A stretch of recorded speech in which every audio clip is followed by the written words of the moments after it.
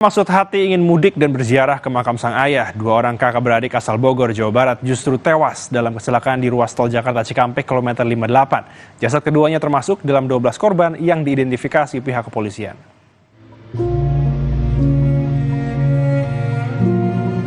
Dua belas orang tewas dalam kecelakaan maut di ruas tol Jakarta Cikampek kilometer 58 Senin lalu. Dua diantaranya merupakan kakak beradik, Aisyah Hasna Humaira dan Nazwa Gefira. Akibat kecelakaan, niat mereka untuk mudik sembari berziarah ke makam sang ayah yang meninggal 6 bulan lalu di Kuningan, Jawa Barat, pupus seketika.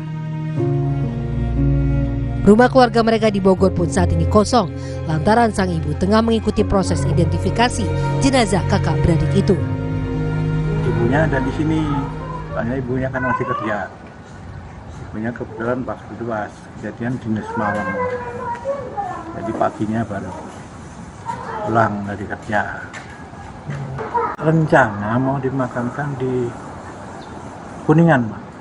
Di Kuningan, di tempat asalnya kakek neneknya di sana. Soalnya bapaknya dimakamin di sana juga.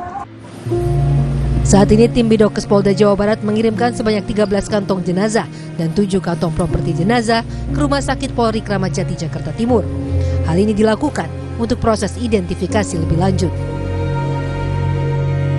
Dalam kecelakaan di ruas tol Jakarta Cikampek kilometer 58, tabrakan mengakibatkan 2 mobil terbakar, sementara bus mengalami kerusakan di bagian depan.